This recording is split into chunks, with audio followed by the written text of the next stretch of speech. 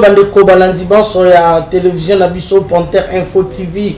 Panthère Info TV ezali moko ya ba chaîne oyo memeli bino nouveauté na kati ya etandoeke ya bino partout dans le monde esika bozali. Moko ya chaîne oyo tombelaka bino benda bosolo mai politiki makoleka na mboka na biso Congo. Na yango bandeko totali pe toyokaki kolela pe komona te bana Congo ba ezali na makanisi ebele po akopesa pona avancement ya mboka eye mais ekokoma te. Émission ezali une passerelle ko permettre te kokomisa bino baimboka pe bayi politiki na kokota na bandako ya bango po kokomisa makanisi na bino. Émission ezali bilingue et qu'on permettre na mwana mboka nyonso tout esika sali partout dans le coin ya monde entier a komisa makanisi maye et pas bakondi ya mboka.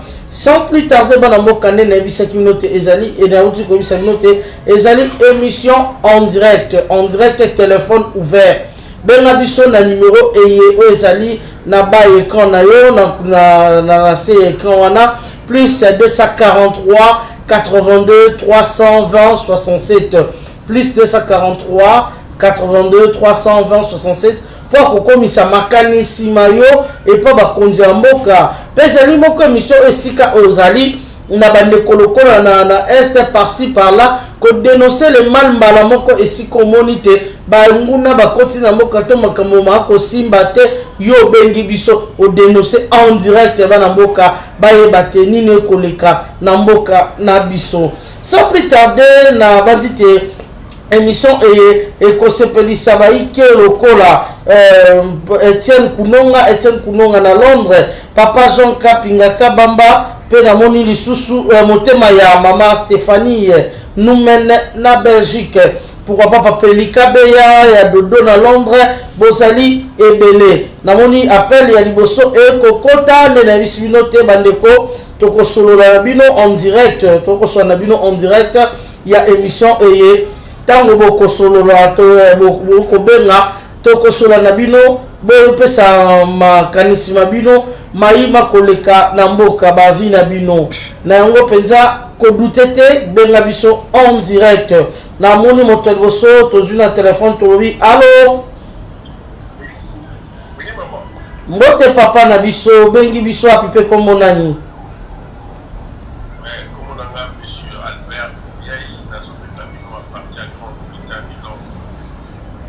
Grande-Bretagne à Londres. Papa pona yo tout le monde koloma le loto kobeta masolo mai koleka na mboka na biso pona mboka na biso emata etombwama yo koloba nini ozali penza likanisi ya malamu apport na yo pona makambo makoleka na mboka na biso surtout etali infrastructure tozali na hydrocarbure makambo ezali ba point ebele pona yo domaine na yo spécialité na yo nini omoni penza te okoki kopesa implice na bandeko bakolando partout dans le monde. Normalement pour la contribution d'abord la musema merci pour la contribution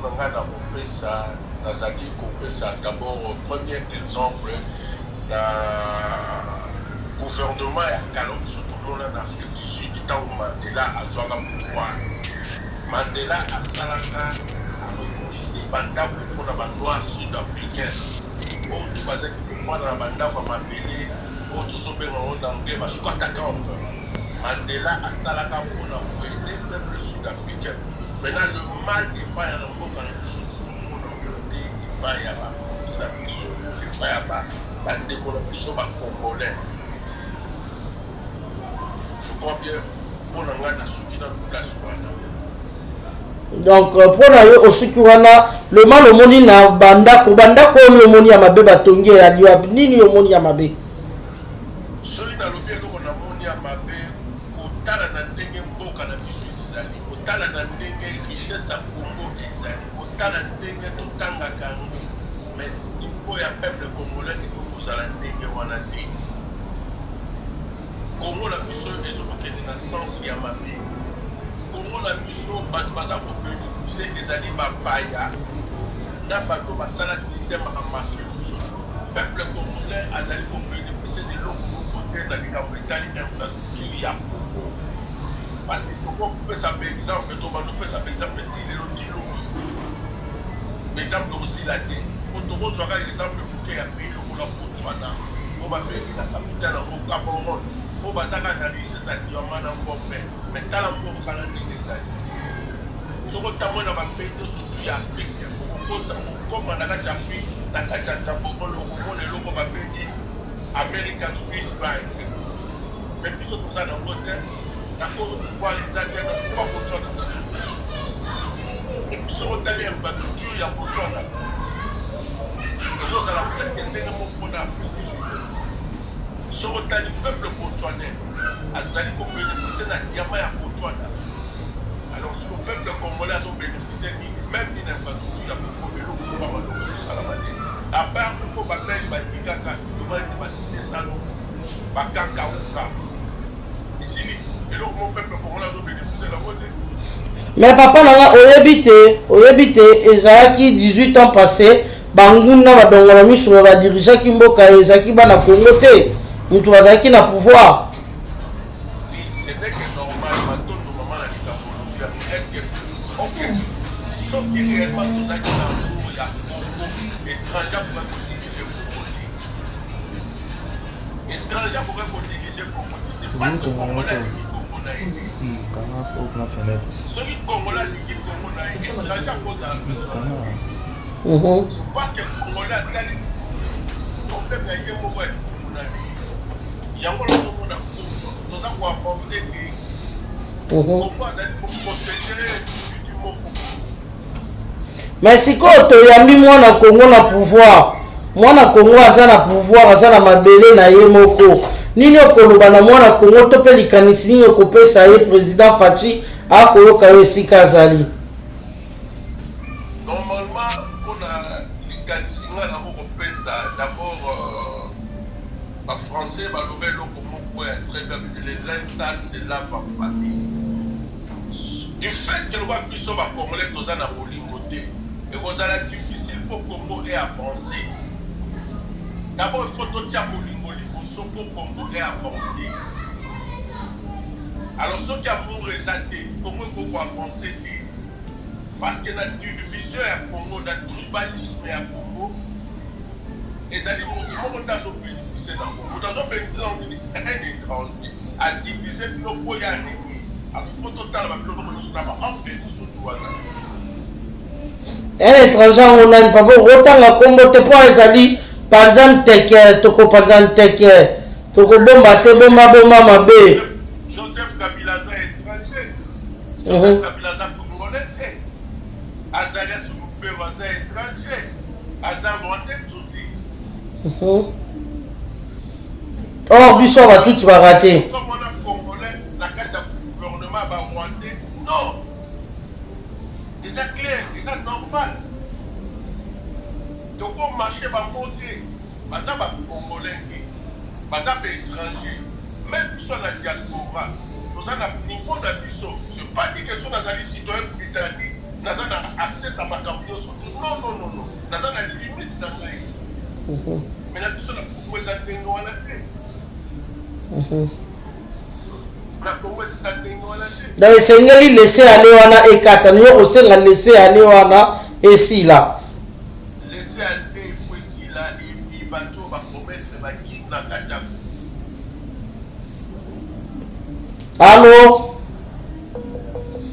Allô papa na biso akei asengi laisser aller et si là pambate bana Congo bayimboka bango moko bakota donc batika ebonga na esika ya ba congolais bango moko bakota. Merci na papa na biso Albert Moubiayi bandeko osali ebele oyo osako benga biso oza en ligne bozo kota ebele na bandi penza na moni leko na yambi leko na nzela singa na bi allo.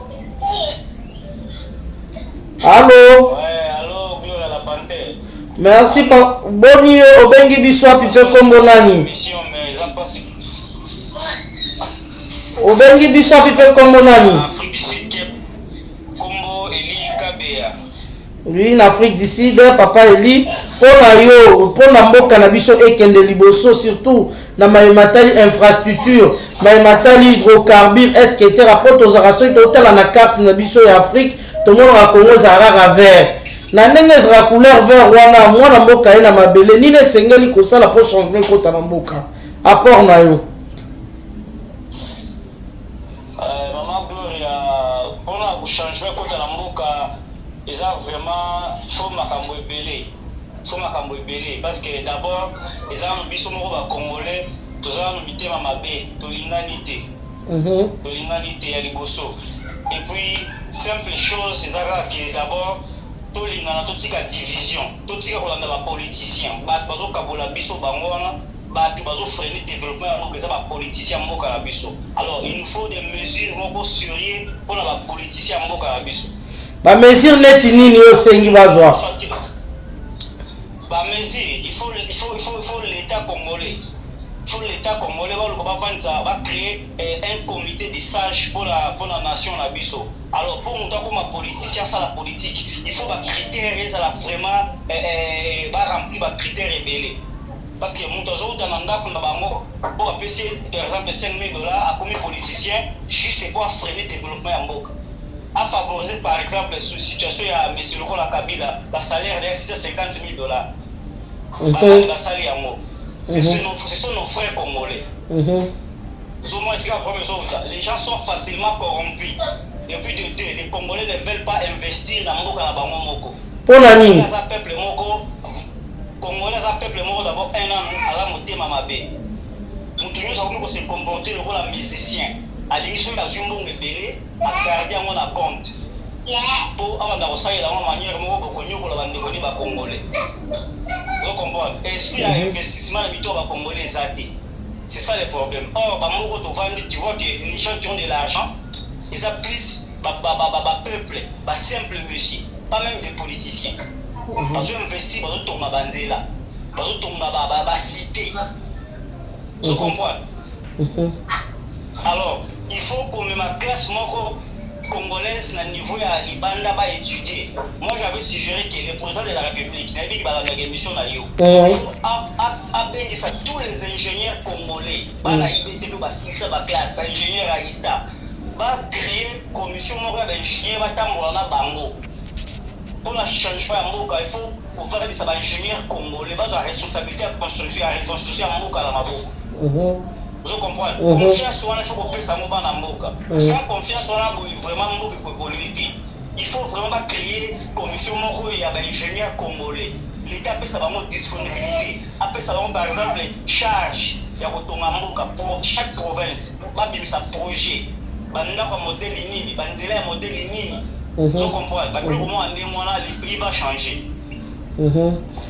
Alors, papa Eli, le colis Bisabiso, pour la yo, na kotala wana pesi na otali infrastructure pour to moni mambolobeza na nzela de koneti jamala ya ye aliembo ngasa congolais te mangabebele bele awa mais siko na otali ba hydrocarbure Congo Congo zalaka molili surtout SNEL mais tozana ba barrage boni ko ezopesa courant par-ci par-là yo kolobani neti boye ko kama bandeko na ngai na yebisa bino biso ba tozana Kinshasa na lemba 4 jours courant zalaka te échanger eza monument ya mboka mezara molili ezaka na courant te allez-y comprendre monument bino bozana ba mboka wa pa ya boyebisa biso nano est-ce que la Tour Eiffel kuna courant zalaka te pendant 4 jours toza manque à considération.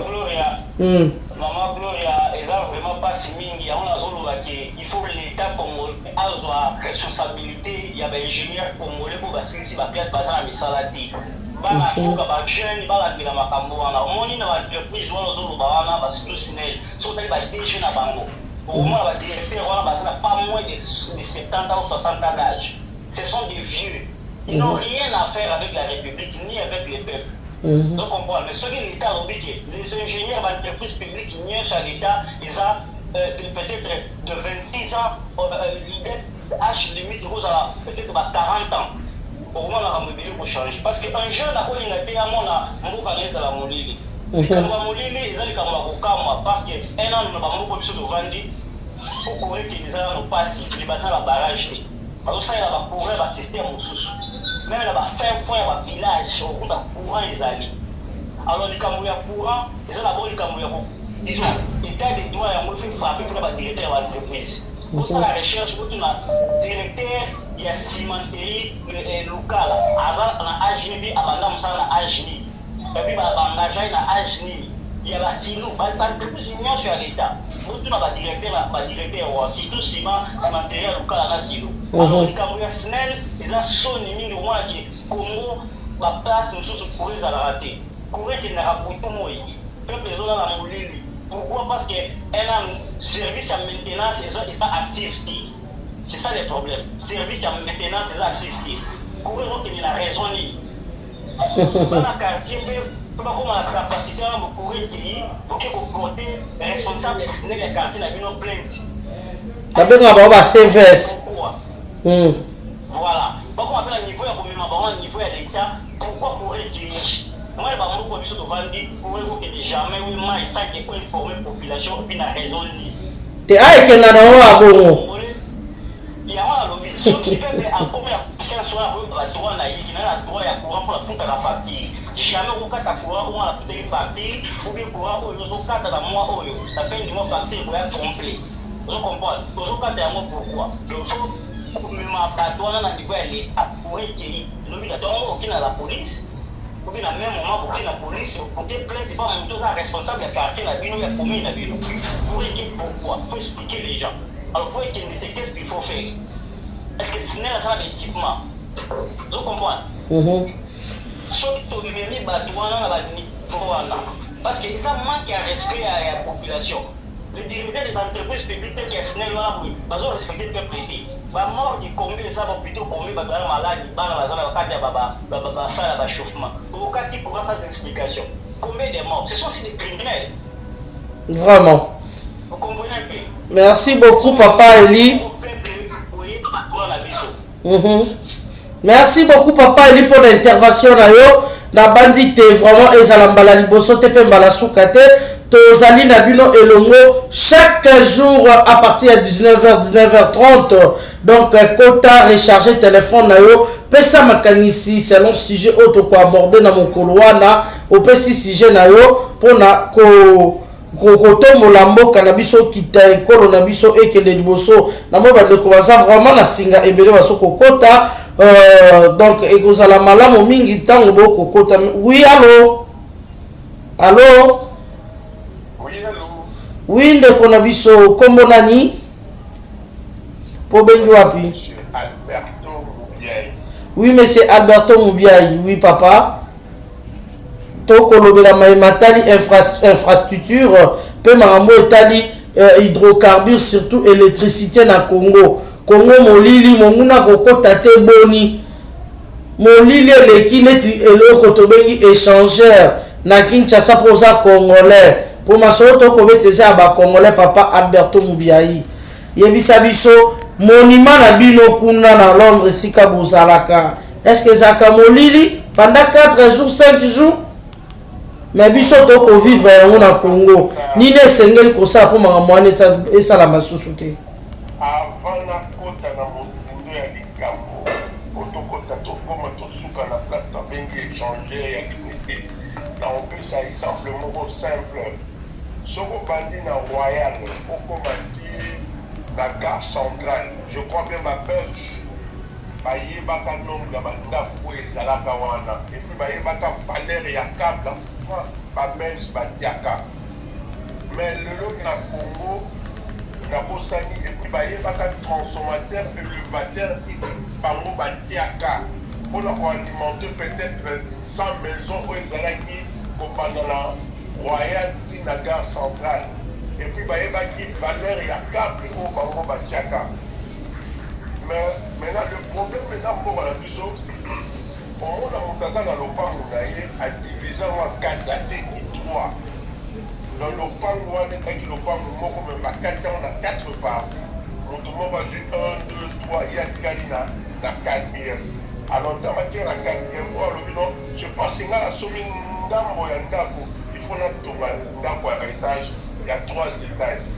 Pour servir à Kotomba. Mais ça a pensé la câble pour Exawana. Le même câble, il y a moyen de sans penser dans le transformateur élévateur au bilo Bozana. Parce que quand on pêche à Salama plan, nous surtout les acquis bien calculés. Maintenant, les locaux, allô? Allô, oui, SNED, à contact à la bilo, pourquoi? Parce que pauvreté est allée. Nous avons un technicien A3, un technicien A2, atomique d'abord, avec des Yaka, on s'allait en installation, on s'allait installation, c'est tout. Au bout de la bino. Ok. Tant que nous avons changer, tant que nous avons construit, la bino. Car la S n'a pas de schéma de principe, le schéma de filaire. Avant de faire des années pour ne pas paraphrer, on va pas te le câble. Mais la valeur il y a câble au côté. Mais nous la commençons à la mater. Mais on est dans une centrale hydroélectrique dinga pour alimenter Afrique Mobimba. Il y a une grande partie à pays Europe. Mais tandis que sur le total à l'Europe, l'Europe a dans 4 centrales nucléaires, 3 centrales nucléaires à Vaca. Mon pratiquement pour le système d'émergence. Mais puis au Congo, nous avons un barrage hydroélectrique Dinga, où ils allaient répondre à 24 centrales nucléaires. Mais comment le peuple Congo a un courant de Nako c'est l'émission que tu l'as molili. Centrales nucléaires Moko. Ils ont combien de KVA? Si vous savez, ils ont alimenté centrales nucléaires Moko, ils ont 7000 KVA. 7000 KVA multipliés par 24. Alors, on va dire que tout le monde Congo. Centrale hydroélectrique, il faut changer ma donnée à Congo. Centrale hydroélectrique, il faut changer TGV. Centrale hydroélectrique, il faut changer train rapide. Parce que tout le monde dans l'Occident, on va faire 4 centrales nucléaires. Les Français vont faire 4 centrales nucléaires. Les Belges vont faire 4 centrales nucléaires. Mais comment nous sommes à porte de la courant 24 heures sur 24 heures. Courant 4 ans à la tête. Nous sommes dans la centrale hydroélectrique. Les alliés manquent d'amour et manquent de volonté. Une semaine, mon lit, 24 heures sur 24 heures. Et ça, la sensibilité. Mon mouna au côté à te boni na mboka. Alors, donc, les alliés manquent d'amour. Il faut que ça la réforme à Cameroun surtout pour la changer Congo. Les techniciens, les techniciens A3, les techniciens A2, les techniciens A1. Mais il y a des problèmes. Et ça, problème simple. Et ça, problème il faut bien la non. Et ça, les questions, il y a plus au peuple congolais, tous à l'amour, tous à l'esprit, pour résoudre le problème de la centrale hydroélectrique. C'est tout. Et là, le système va changer tous les câblages. Vraiment. okoloba na mukonza mboka kolanda okoloba na mukonza mboka nini akolanda na ngunga ye. Je vois bien que dans mon avis, même président de la République a eu dans la Belgique, a vu la Belgique, mais c'est sur retourner, c'est pour mettre ça quand la Belgique. Alors non. J'ai les questions, il y a reçu ma câblage à Sika. Nous avons comme ça, donc dans tout le monde, ma machine, ça la câble à courant. Mais puis surtout ça, la couille fait la courant. Tout ça la sorte, tout ça les lourds, nous sommes pour ça câble au courant. Tout ça même un câble armé. Ma machine les alliés manquent d'amour. Vraiment. Autre monde sous balinga fungolisa inga 3 bokoloba nini mpona eloko wana. Même ata soki bafungolisi inga 3 système ya délestage ekosila te parce que installation ya Congo ezali bien te.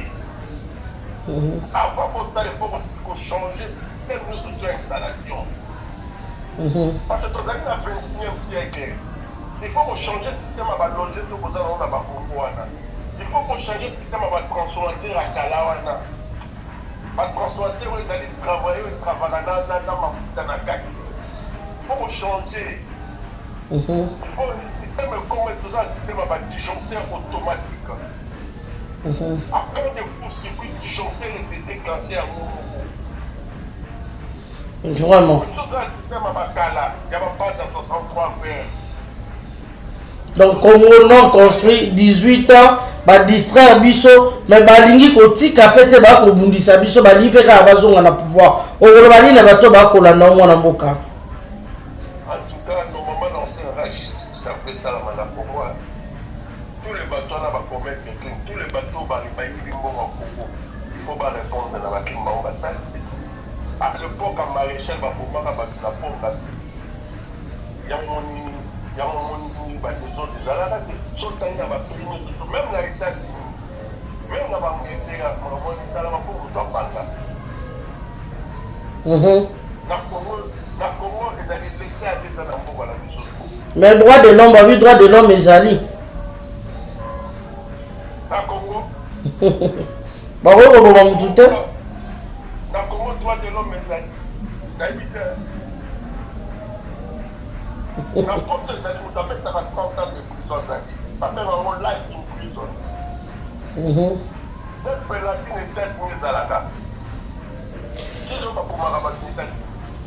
Merci beaucoup botondi mwana mboka mbote na batomi balo yebi na mo mokuse penza e ngonga na biso ipakati to komi na suka na solo na biso koloba ni na bandeko bakolanda yo. Bon, le lot na kolbana na bandeko na nga o bazotra na to tinga bongo. To za la sentiment ba to za ni ma pede na biso. To za na mungu ya mboka na biso. Nous na bolo ba wa to tingana. Tout ça, le moment où on va catabo. Moko.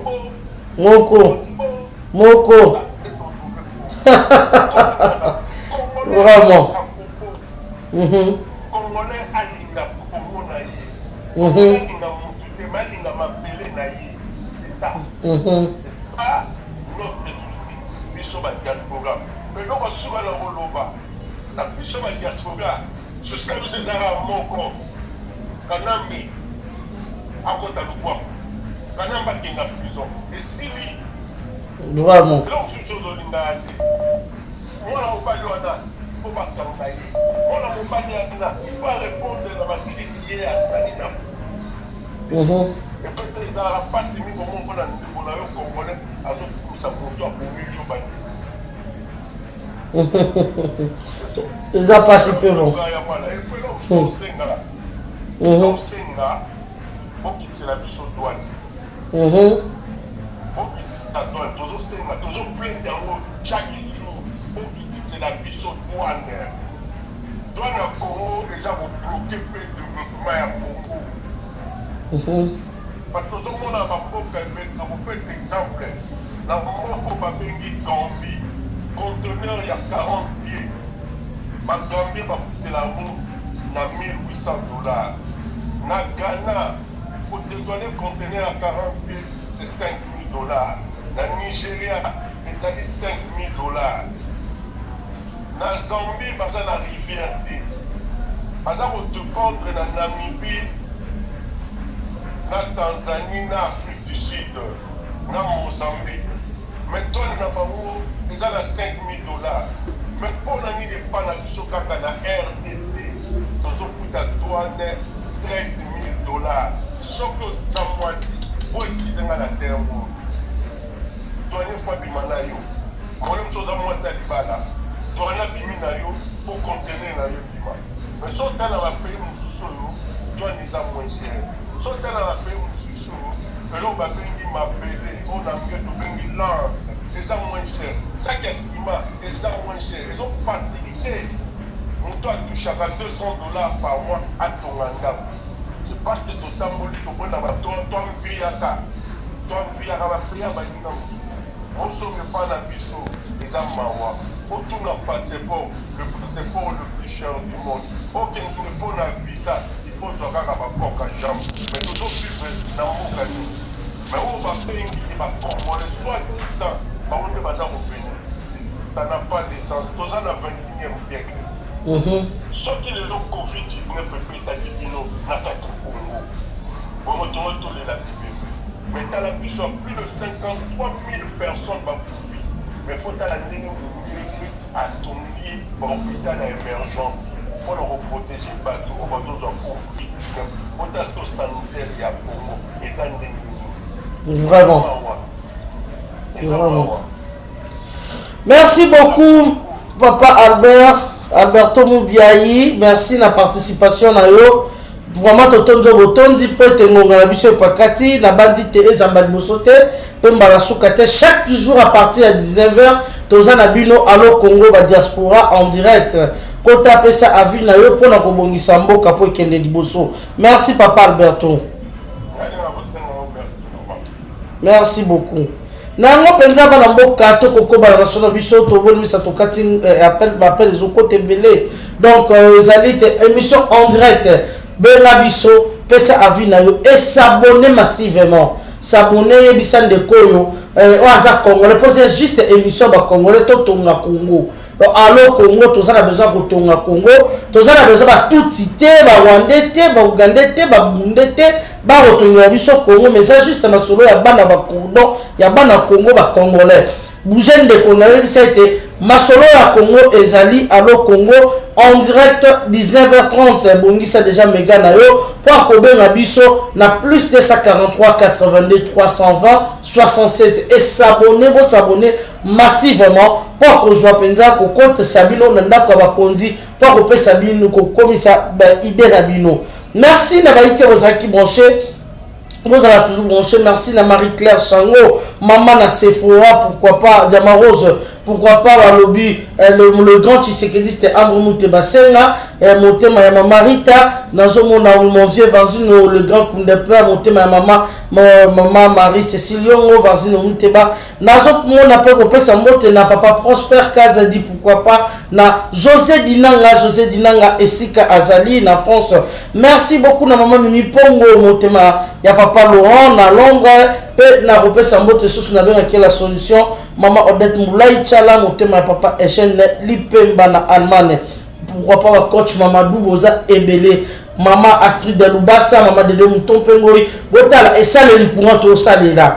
Donc, soit tu dis tu revends d'abord une semaine courant exaté. Soit tu ressens Moussala Negeni, ma coquille par ressemble à un groupe électrogène exaté, toko Bundaka Raboye, Bana Congo and de Konangai, et ça passe peu mawa, Koyoka ba détail bande ko Congolais va pesi, mais toko kele là.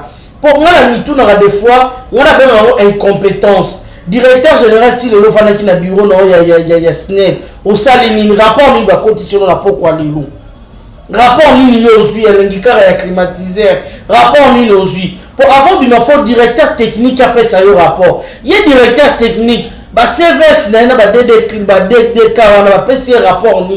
Est-ce que c'est que monument, il y a Congo, ça, mon lili? Solution ligne aujourd'hui, monument ya pays le col à Yabisson. Là, c'est se moquer d'un peuple congolais. Monument, rien que monument. On s'appelle la boulevard, la route principale. Une semaine courant, ça te molili. Ça gêne. Beaucoup finit ça, on a surtout chef de l'État. Bon, il y a ce dans le bureau.